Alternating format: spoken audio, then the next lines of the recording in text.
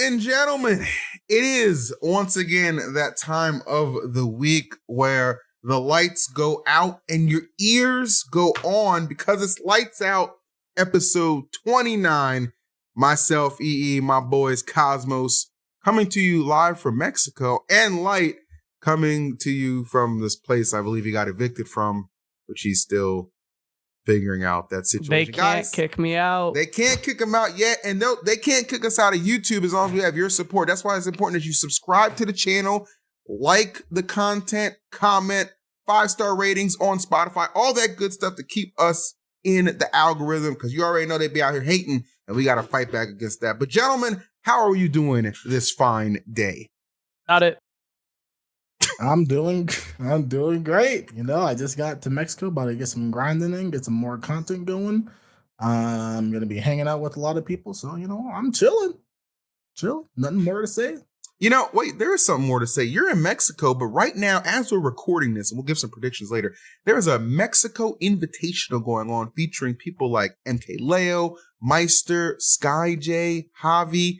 How come you're not there grinding, Jim? I don't even think they knew that I was coming. I didn't even know that was happening. Yeah.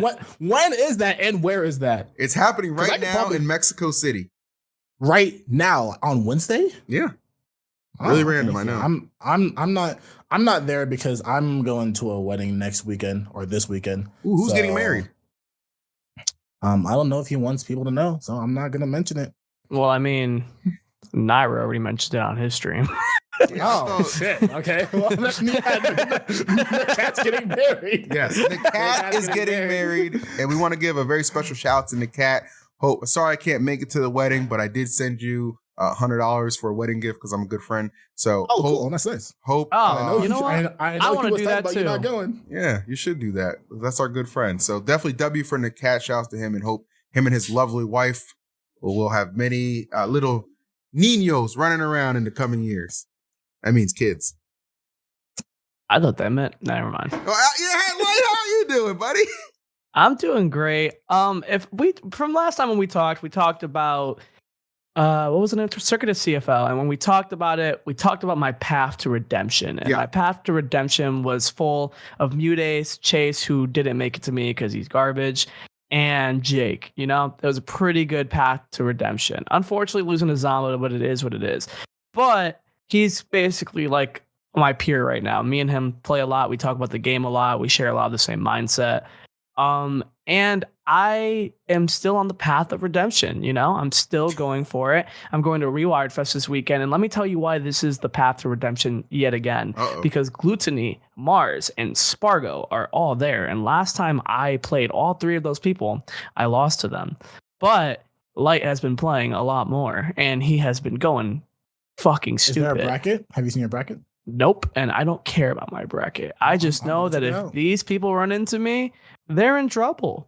So as I continue my path of redemption and reclaiming my right to being the best in this damn side of the country, I was never the best on this side of the country, but I'm trying to go for it. I will be defeating these people. I think it's high school tournament Smash Ultimate. It's just some other thing that's going on there.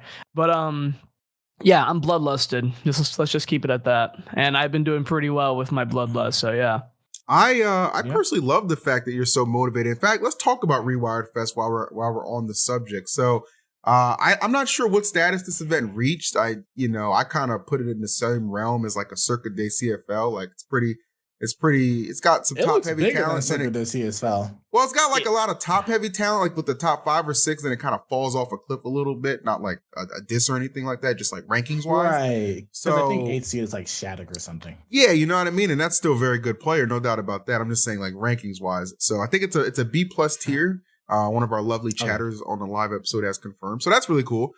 Similar to Circuit Day CFL too. So do you feel like this event's going to be harder for you, just given the fact that all those people you listed you haven't beaten in the last encounters? Yeah, no, it's definitely going to be harder considering that Glutonny and Spargo is a lot more polarizing than DeBuzz and Zamba. Not more so because the Buzz and Zombo are obviously really good, but Spargo's number 2, and Glutonny just came off that win from Terra. Glutonny is number 1 right now. Yeah, Glutonny's number 1. So so it's definitely gonna be more polarizing. But my goal is to beat Glutonny and then look at him and do what he did to me, where he was like, "I defend my country." I want to do that to him. So that's my goal for the tournament. I don't care if I got to play Steve to do it. I'm getting it done. Damn. Yeah, man. All right. Well, do you care about knowing your bracket? Because sure, man. Let it rip. It's a B turbo. You have to play a Paul Kage to make it into top 8 winners. Oh, he's holding a grudge towards me. I think that is cute. Absolutely adorable. If y'all want to know more about that grudge, we talked about it on the Metafy episode that he was on, so you can definitely check that out there. Yep, like a couple weeks ago, we did a Metafy episode with Apollo Kage, and it's really cute. Apollo Kage is like almost like trying to make Light his rival, and I don't think Light's going for it.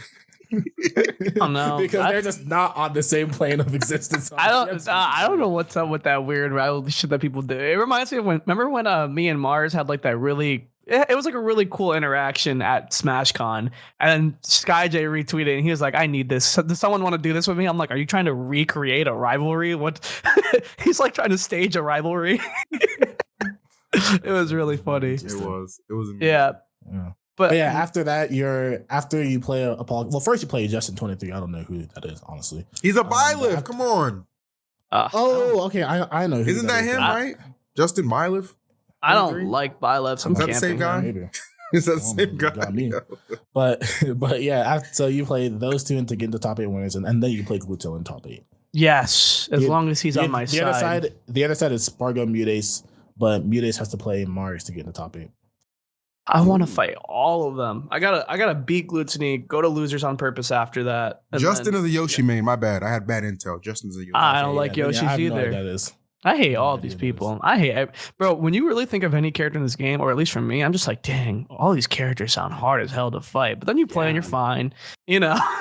But yeah, no, this tournament's gonna be interesting. It's about as stacked as Circuit of CFL, like you said. I wish Zombo was going. I wish people like the Buzz was going as well. But they, I think, are gonna be at the Big House the week after that. So for people who don't know, this is actually a rather stacked month. There is an event every weekend. Big House actually not being the event after Rewired. I'm pretty sure the event after Rewired is Rise and Grind, and then Big House, and then Let's Make Moves Miami, which I just confirmed for like 3 days ago. Nice. Which is interesting because I was talking to Tweek earlier, and I'm pretty sure he told me that the only tournament he's going to this month is Let's Make Moves Miami. Yeah, so and I'd I'd like even going to Big House or Rise and Grind. I think he was considering going to Big House, but he didn't want to do like another tournament back to back because I think he has to go there for like media stuff since it's Let's Make Moves Miami is Luminosity Moves Miami now. So he has to do like media days there. There, so they want him to go early. Same. I'm going from Tuesday to Friday. I'm not staying for the tournament. Well, damn. Okay. So that's definitely why he's not going to Big House because he doesn't want to have to go to Big House and stay home Monday and then travel again Tuesday. Wait, you're not going to Let's Make Moves Miami? Like you're not staying? No. You're whack as hell. Anyway. I'm really not. Bro, it's Halloween weekend. Let's do some stuff. Who cares about results? It's Miami. Results? I'm not in the tournament, you Jim. No, I'm saying like let's go party. I don't care. Who is calling me? Tell these hoes that we recording. And you know what you want to say. You said it every other time. But anyways, so to Tweek personally, I want to extend my own personal fuck you for only going for one event this month. I'm tired of these top players in America or NA just going to one event at a time. And I really I'm tired of these NA players having efficiency in the schedule. No, one event is efficiency in a 4 event week. It's our job. And don't tell me content's his job. I mean, he Tweek Talks. I mean, the second biggest podcast. It's a once a week thing. It does not affect anything. You're telling me one event a month is efficient. You would have never said that. This is how I know the drive's gone. I want off this show. I don't want to be here. I don't want to be here anymore. This is ridiculous that you just said that one event in a 4 of that month is efficient. I'm actually livid right now. It is efficient. I'm not gonna blame somebody for not wanting to travel so many times every month because it does get very exhausting. I was one of those people that was traveling to every single tournament in 1 month. I went to like 5-6 tournaments in a month, and I'm telling you, going to 3 tournaments, 2 tournaments a month can cause burnout. Fun fact, we've all done that. We all know that it feels like shit, but it's something we do. And it's something that we do when we know that there's not too much happening after it. Because after Port, we're kind of waiting, right? We're waiting for Watch the Throne. I was gonna say, like, it kind of has been like a lull in events too, like on a very low. So I feel like 1 month of like solid competition, I can understand the standpoint of, okay, like I don't want to go from, have to do all this LG content and then in the tournament and then like 1 week at home and then into Big House. I could completely understand that from a relaxed perspective. But at the same time, as you said, it is our job. You got to grind it out sometimes. I think Tweek should go to a little bit more. I love maybe if he went. Maybe if he went to Circuit of CFL, that would have been different because, every top player in America was there for the most part. So that would have been different. But I just think he should go to at least a second event. Everyone keeps talking about how like there's a bunch of majors and stuff going on in Japan. And this is why we can't catch up to a KOLA and stuff like that. But, a lot of our events would count for more if, fun fact, we just all showed up and we all coordinated that, The only fortunate part about Japan is that you don't have to fly 5 hours sometimes to go to a tournament in Japan on the other side of Japan. Okay, but we get paid. I'm pretty sure they probably get paid by the teams too. We get paid if we do good. We get rewarded for doing good. I never thought we'd be in a scenario where Light is like the voice of like responsibility here. Like, you're right. You're right. Their travel is like way shorter than ours, and that is the reason that all their stuff is way bigger than ours. I will never defend that, but we do get paid, and I don't like it either. I don't like that we have to go to all this stuff either. Mm-hmm. But people can't just talk about 1 second how they want to beat this person because I want to get better, and then the next second they're like, I don't really want to go to anything, Like, there's a difference between going through a slump and well, yeah, there's definitely a big difference between. There's a big difference between that. There's a huge difference. I should know.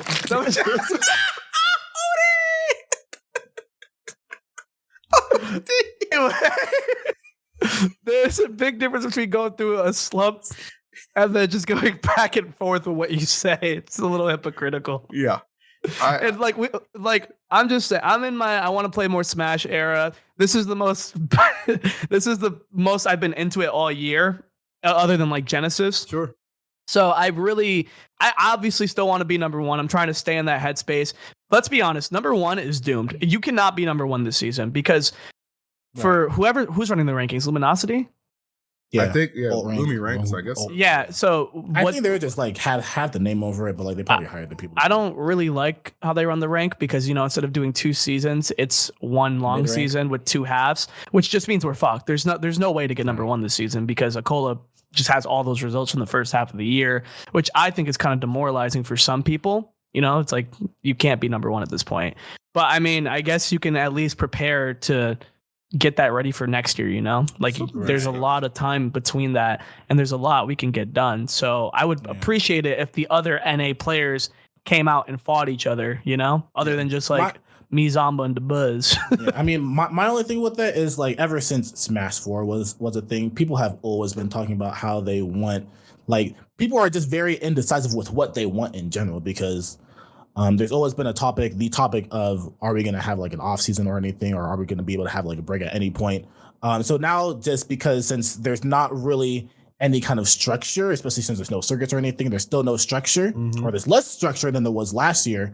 There's just like tournaments popping up every now and then. So I can never like not put someone down, but like I can never get upset at anybody that decides how many tournaments they want to go to in a row, or if they like decide, okay, I'm just going to go to 1 tournament a month or go to 2 tournaments a month, especially if sometimes you're going to have to go to tournaments back to back anyway, because sometimes it's like a necessity because a lot of the tournaments in October, they're like pretty big American tournaments, but they're not like that big. Let's Make Moves Miami is going to be a bigger tournament. It's probably going to be the biggest tournament of October. And then right after that, you're gonna have port priority, which is like a must go back to back if you like are focusing on the ranking. So like knowing Tweek, he's probably going to Let's Make Moves Miami, and then has in the back of his mind that he might. I don't know if it's like the weekend after. Well, or I like think it's a break. I think it goes Miami break and then port. I believe it's So for that, like if he's gonna do that, it's already like you're going to 2 tournaments in 2 to 3 weeks, which can be a lot for some people. And then obviously you're gonna have like a 3-week break until Watch the Throne. So there's definitely time management in that. So I can't get upset.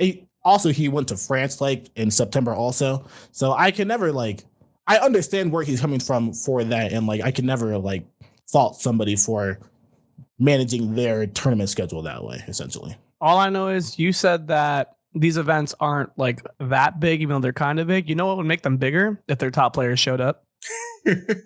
I mean, let's make moves. I'm saying that because Let's Make Moves Miami and Port Priority are having international talent going. Also, I thought Tweek was registered for Big House.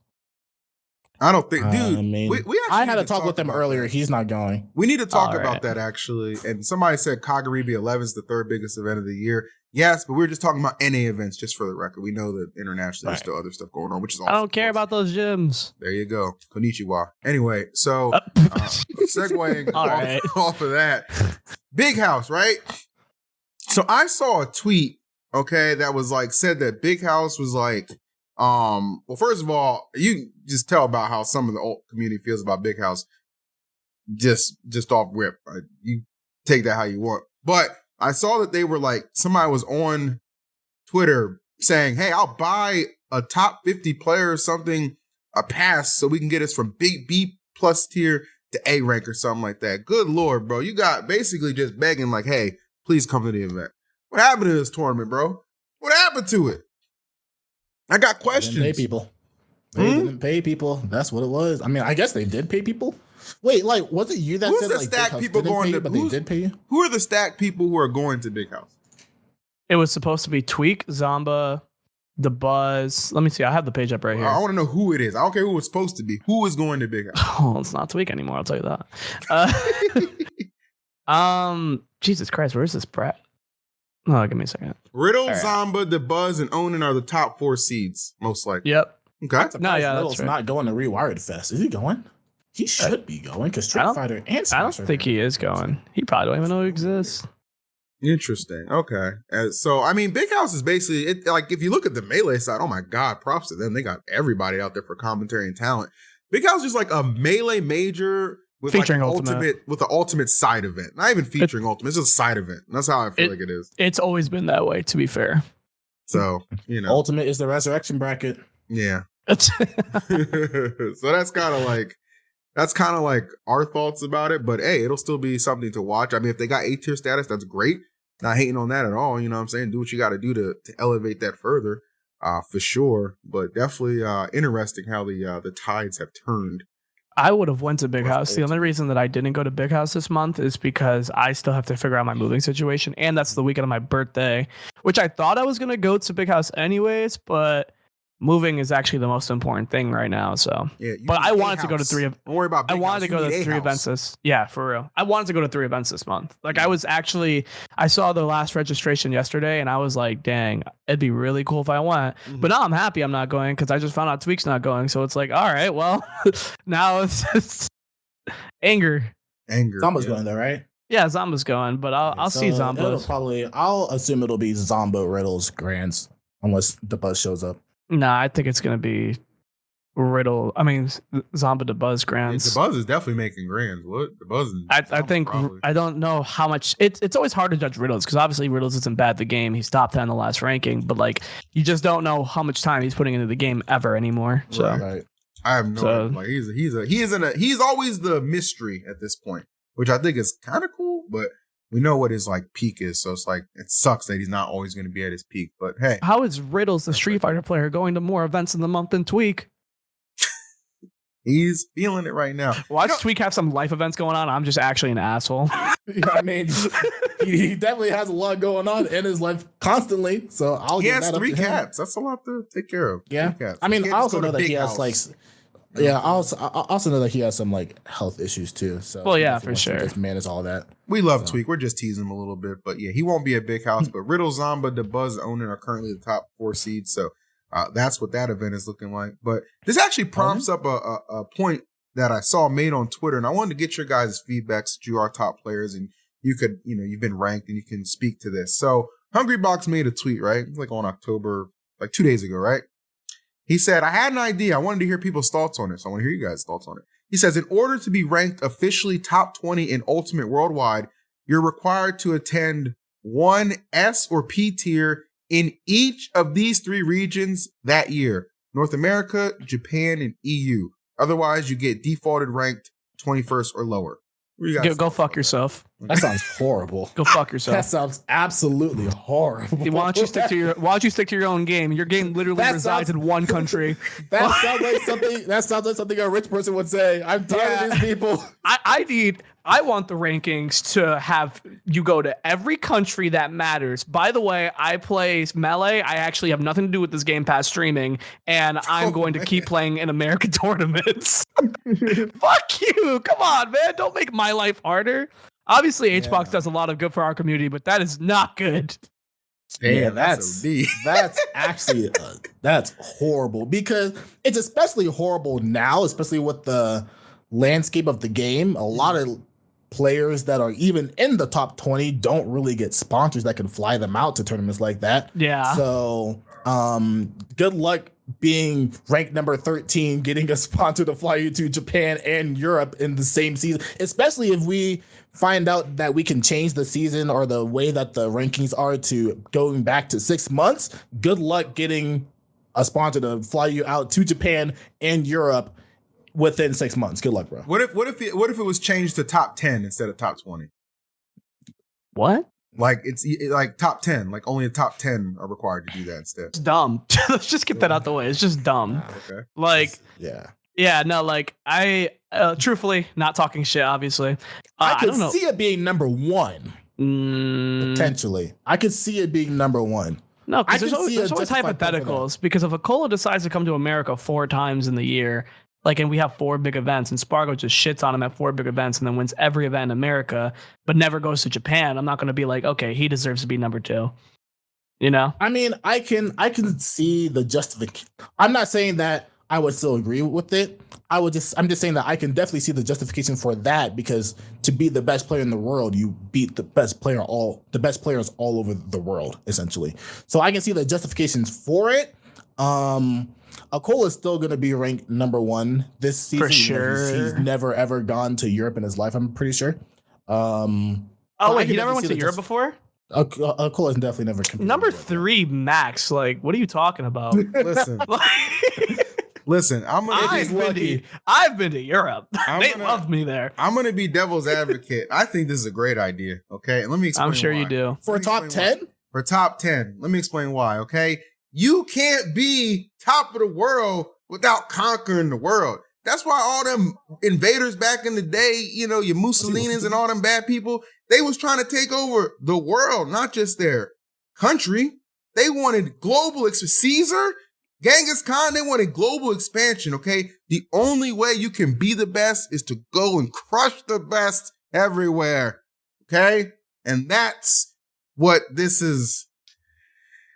Notice how everybody who thinks this is a good idea doesn't play Ultimate competitively. Weird. I took a stock off Leo, buddy. I don't know what you're talking about. You said what? I took a stock off Leo. I don't know what you're talking about. I'm pretty competitive. You did. I got to give you credit for that. You know who you did take a stock off? More than 90% Me. Of players.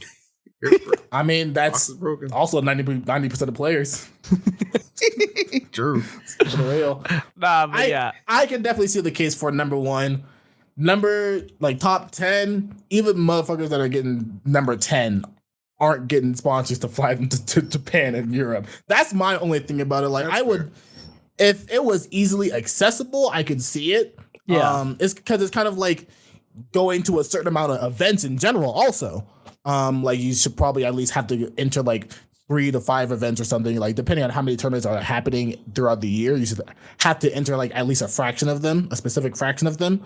I could definitely see that for going worldwide, but that's not accessible to everybody. Yeah. No, real talk. So Like if this was like I don't mean to cut you off, but real talk, if this was like a situation where it was like a globally supported, like, you know what I'm saying, supported game where like they had developer support and all that stuff and more esports sponsors were interested in pouring more money into it. Yeah, you could actually absolutely make a case that there might have to be some qualifications because it would just be more universally recognized. There would be more money. But as it stands right now, yeah, we way too broke for that shit. That's fair. That's fair. Go ahead. What about visa issues? Wouldn't that also just be a problem? Probably. I mean, yeah. Like Mr. R would be fucked. He can't even come into America. Like, yeah, that's true. Yeah, it's he so can't. hard to get a Number visa. 2 max. I got my passport in like a month. Wow, you live in a what are you? Isn't it easiest to get this shit done in America? Like, aren't you being kind of biased right now? He's being privileged. We nigga. We nigga. Forgive me, chat. I think the thing that makes me, or this topic makes me think about is I could see that being more of a possibility too if we did a thing where it was like you know how we've talked about how all of our tournaments are open, but like most esports aren't really open tournaments, like Valorant, like League, like you have to like qualify to get and stuff. If we did something like that and we had qualifications and then like we had like a circuit or like Nintendo support or just something like it was Smash Bros. Where like they would fly us out Panda to Cup. A specific or Panda Cup or any cup, honestly. 2GG, come back, please. Or just anything that was like, even if it was just like maybe 4 times a year, we had players that were doing very, very well, were at the top of this rankings, and they flew all of those out to go to a very like stacked invitational, and that was very like important for the rankings too. I could see that being important, like, because then you would be forced to play against the best players in the world, and it would be like not you finding yourself out. But that's something that's like honestly now a fever dream. Like that's just never gonna happen at this point. Yeah, that's tough. Yeah. Well, we were close. I wonder what made him think of that. Honestly, that's one of those rent due tweets. It's just for farming and engagement. Rent due tweet. I don't think Hbox's rent is ever a factor. It's all about staying in the Twitter or the X algorithm, bro. That's how you gotta operate. You know what I'm saying? I get it. This Melee player owns my game.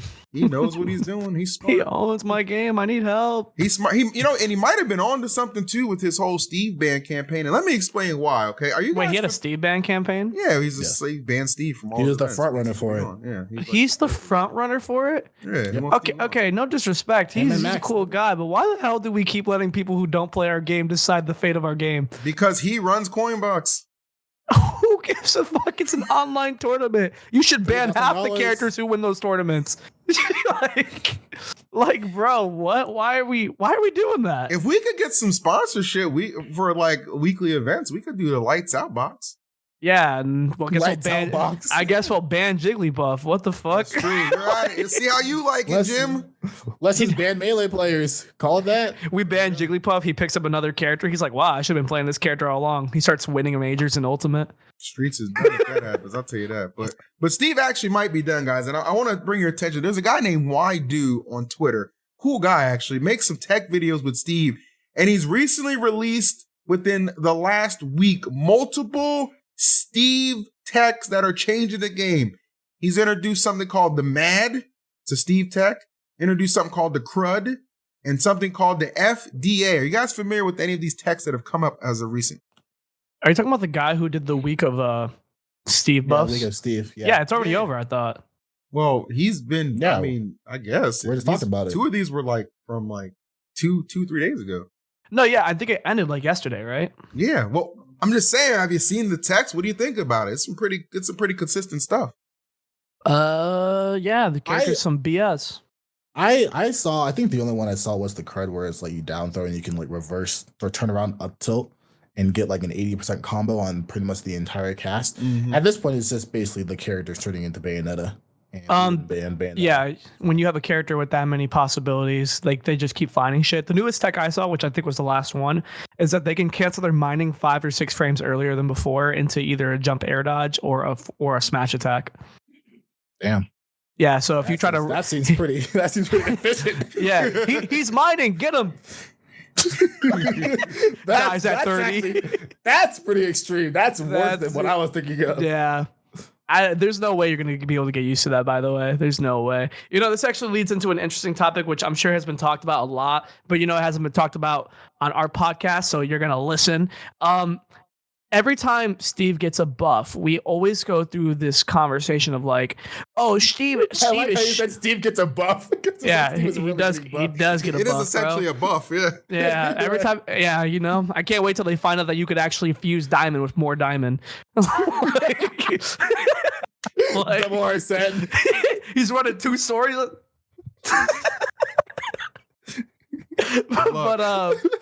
Yeah, everyone always talks about. You guys wanted Dante in the game? You have him.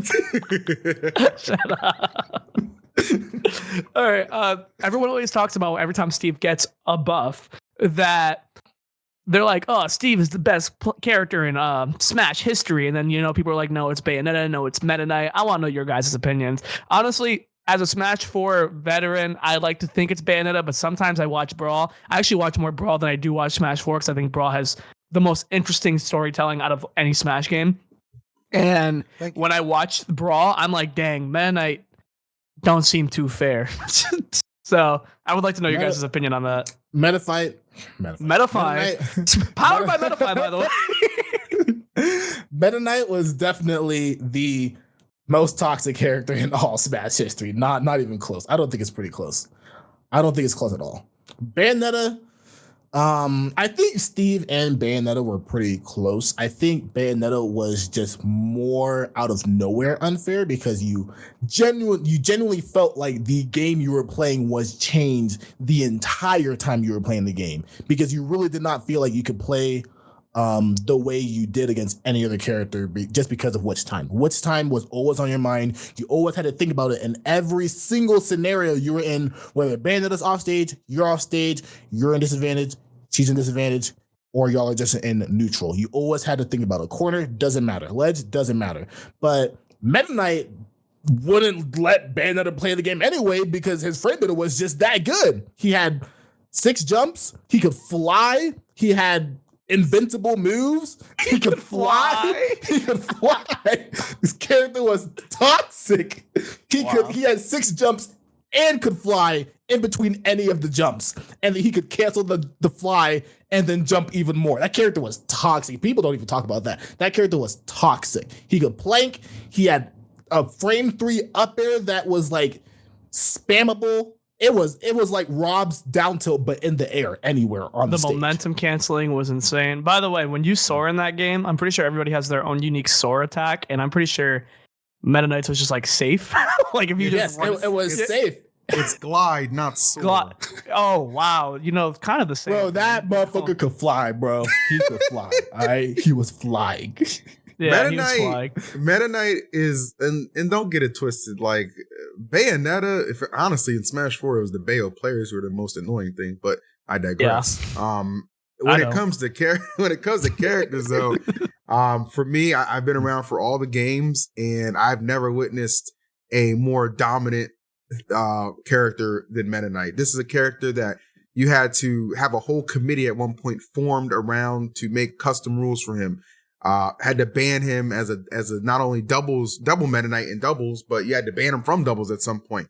Banning him from singles. It literally divided the community more so than any Bayo or Steve has. It's not even close. It's no secret how Mewtwo King was able to juggle being the best at both Melee and Brawl at one point because he was playing freaking Meta Knight. Okay. And it just allowed for him to just play in such a way that was so degenerate and toxic that it didn't affect anything else because it's just like such a specific strategy. Like Meta Knight is and Tornado too, by the way. Like Tornado's like probably like Meta Knight's Tornado from Brawl is one of the most broken moves ever, and you can just abuse it in any fighting game to the point where it's just like, oh, we gotta like try and get like a port advantage to maybe try and like beat it out on like a different, you know what I mean? Yeah. Like it was a debilitating character. I've been around for a long time, commentated all these games, I played all these games. Meta Knight is hands down the most broken character Smash has ever seen.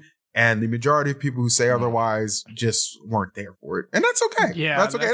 It's like the same people who say LeBron's better than Jordan. I get it. You weren't there for it. You don't know. You don't know what you're talking about. You don't know any better. I get it. I'm not mad at you. But just listen. You just sparked Cosmos real quick. I'm not gonna talk about it. Don't worry. I'm not gonna talk about it. But anyway, the main thing that is kind of funny to mention, but I feel like is pretty important to realize how broken the character was, because Japan doesn't ban anything. They didn't want to ban Steve.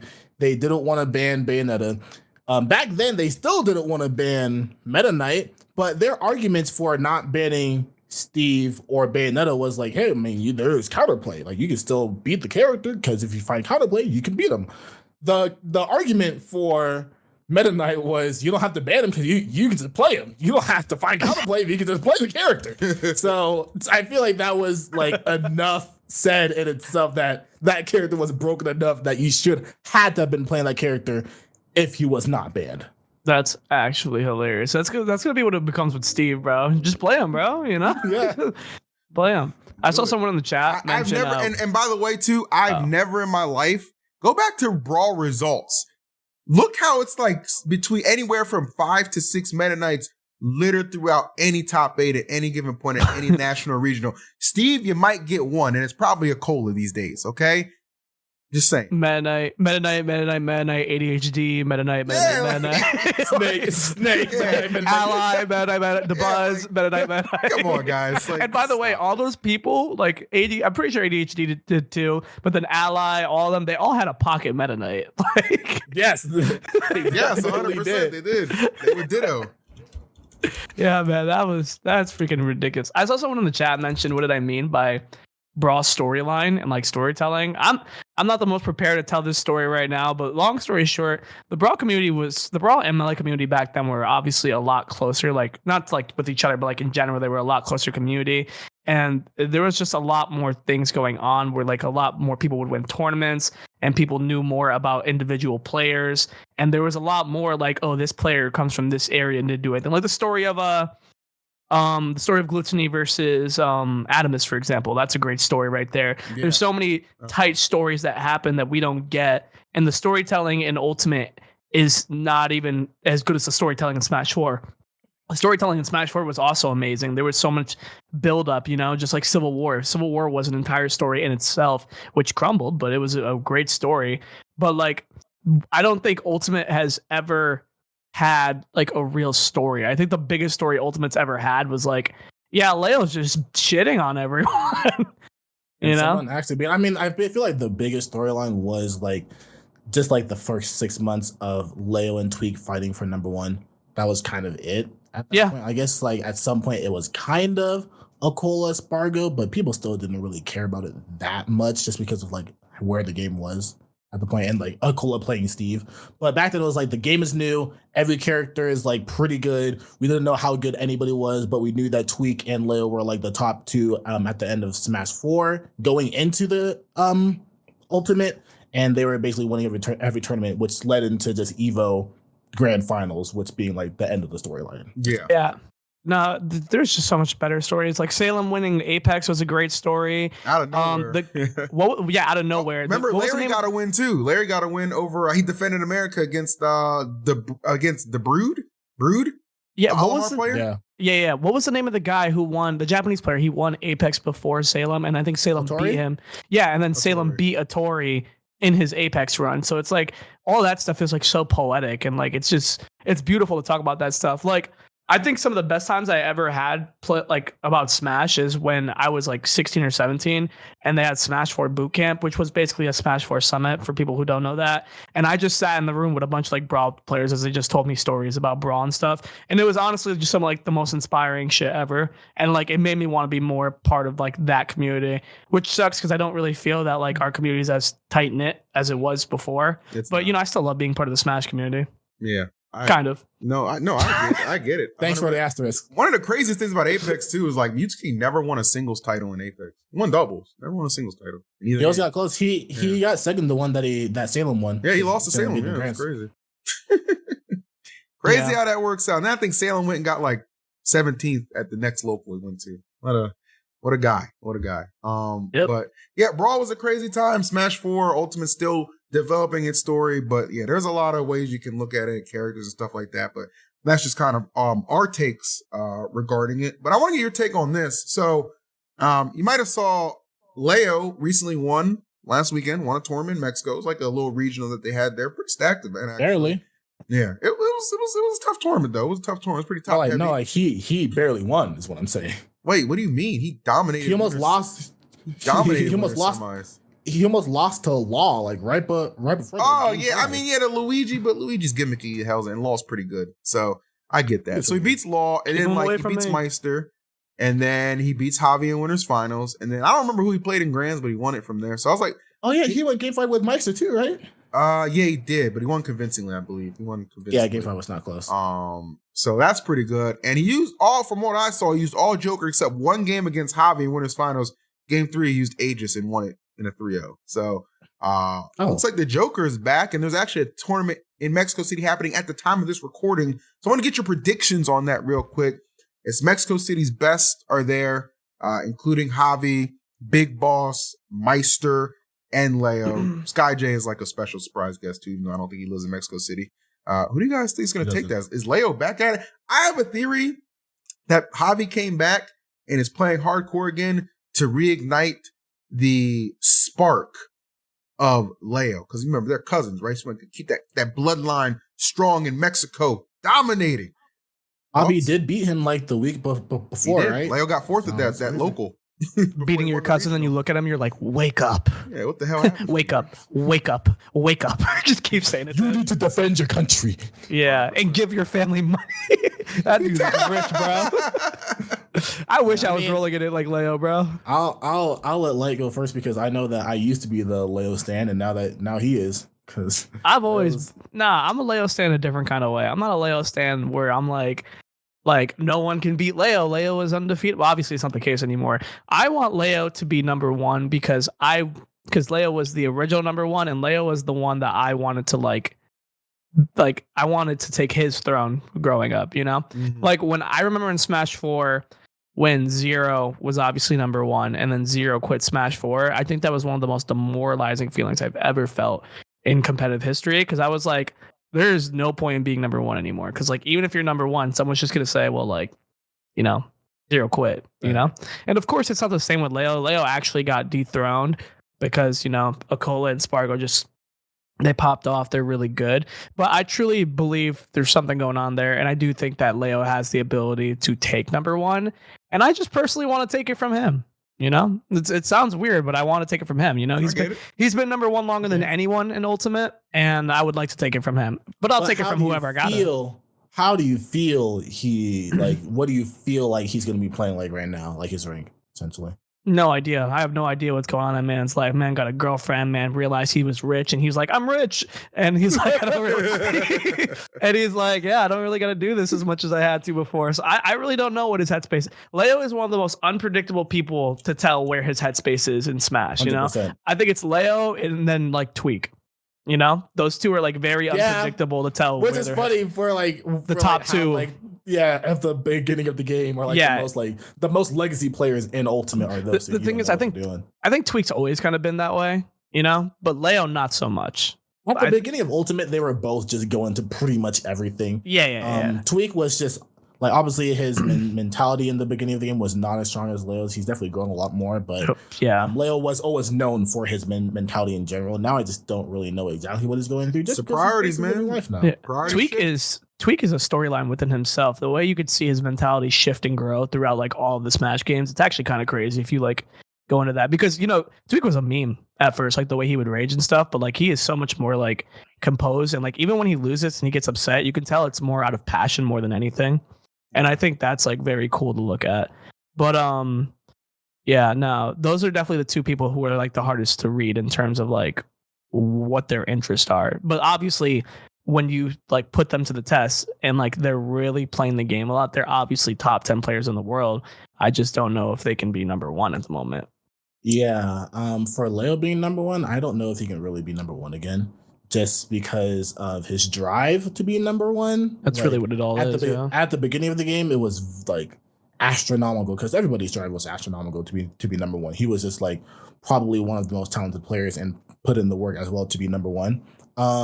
Outside of that, there's just specific players I know that he struggles with that I'm not sure if he'll be able to like figure out how to beat because of the drive that he has. Because if you're driven to be number one, you are going to you're going to do anything you possibly can in your blood to figure out how to beat a specific player. But I think he's lost to Gluto like the last 5 times. He's lost to Tweek the last 4 or 5, maybe 6 times. And I feel like the more he plays those players, the worse it gets. I think the last time he played Gluto was the first time Gluto ever 3-0'd him, which was kind of crazy because he plays matchups that definitely Warriors should be struggling in. And then Tweek is basically still his rival.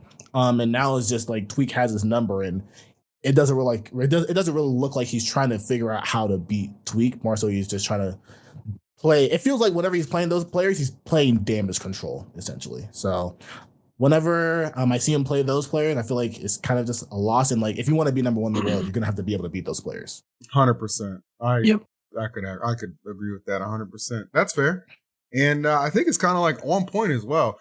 Wanting to beat people, wanting to be the best in competition is pretty regular. That's why we want you guys to help us be the best and beat their asses over there at Tweek Talks. Head over to the Watch the Throne merch shop and buy our shirt and or our hoodie for Lights Out. It's the first wear we're putting out. It's very simple. It's very basic, but it's all about us. The first of many good things that we want to beat these Tweek Talk cucks. So help us do that by purchasing a shirt today. Thanks, guys. Bro, I just realized go on. Speaking of Watch the Throne, has anyone gotten voted in yet? Yeah, one Louis got voted in. Here, Louis Money. Oh, nice. Okay. Yeah, bro. So there's 2 more left. Yep. Okay. I was gonna say, speaking of that Mexican tournament, guess who's streaming it? Hbox. He rules our game.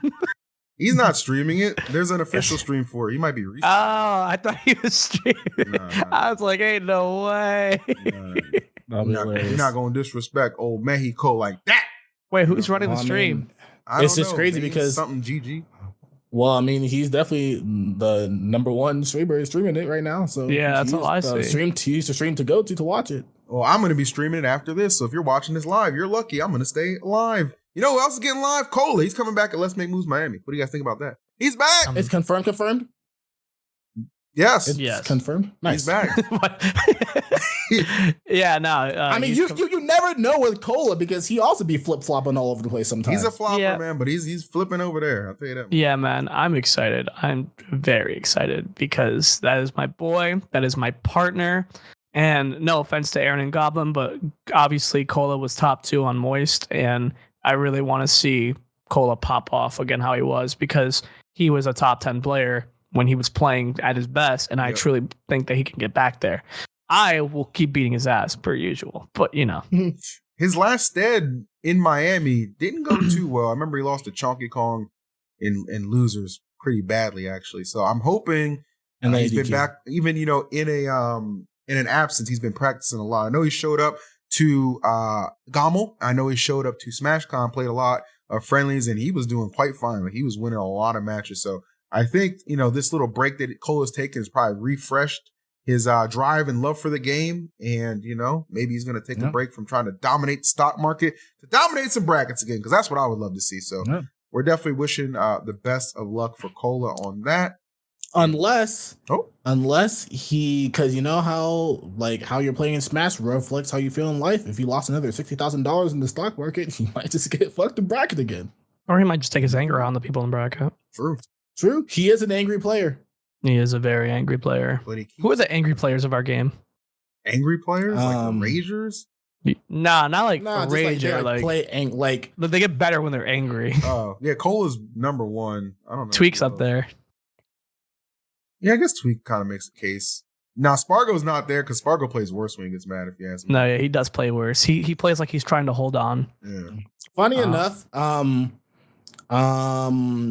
even though he doesn't really play that much anymore, one of the players that did play a lot better whenever there's like a hidden vendetta that he had was Nakat, because he would always just hold that and find any way to beat you. Because I remember it was like sometime in Smash 4. I don't know if people remember Locust. He was like one of the top players at some point in Smash 4. He did very well at Civil War. He was a Ryu player. Yeah, and he was telling me, because I was doing doubles with him, he was telling me that Nakat would just never beat him because he was just not good at the game. And obviously, I lived with Nakat. Why would you tell me that? Of course, I'm going to tell him that. And then Nakat was like, "Oh, okay." And then he played Logan's a bracket and 4-stocked him.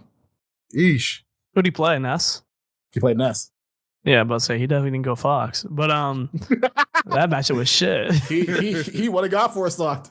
Literally. But yeah, I don't know. I wish the cat, obviously, congratulations again getting married. But I wish there's some people I wish just played the game. Funny more. enough, I feel like whenever another player that's pretty good whenever they're mad is also Spargo. I feel like whenever he gets upset or gets annoyed, he plays. But we just said that's not true. Okay, I get, you know why? You said annoyed, and that actually did change my perspective.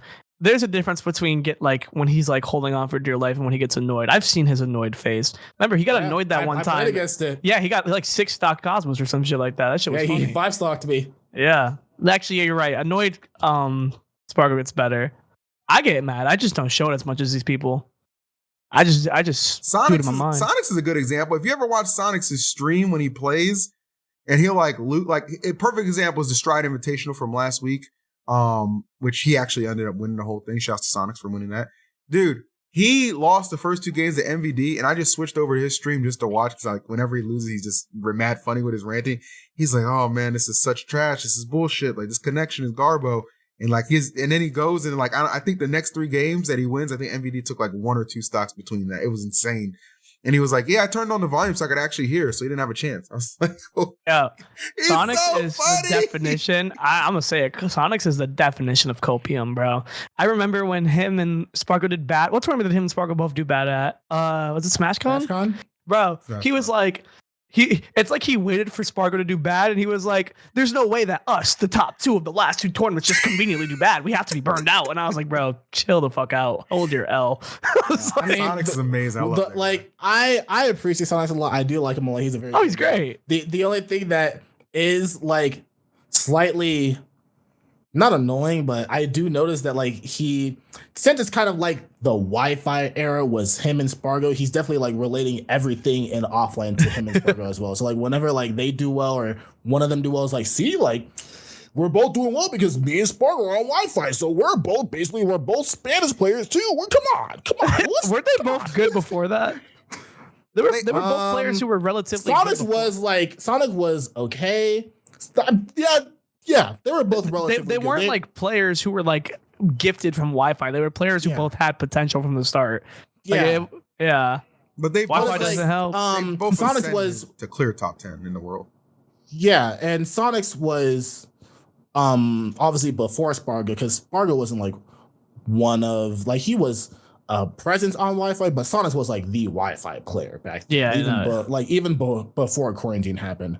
So yeah, it's just funny seeing how that came into fruition after quarantine happened. He's just like associating them together because of that. Which I mean, it's okay. It's just funny to see that happen and like see how you explain how he acted after SmashCon was very, very funny. Yeah, nah. Obviously, we all have our faults as players, but you know we have a podcast, so we could point it out. So yeah, fuck you guys. We do it too. If one of us do bad and the other wins, it doesn't matter. It's a W. They probably hate me and Cosmos. They probably think we look like delightful children from down the lane the way we stick together the whole time. Yeah. You know?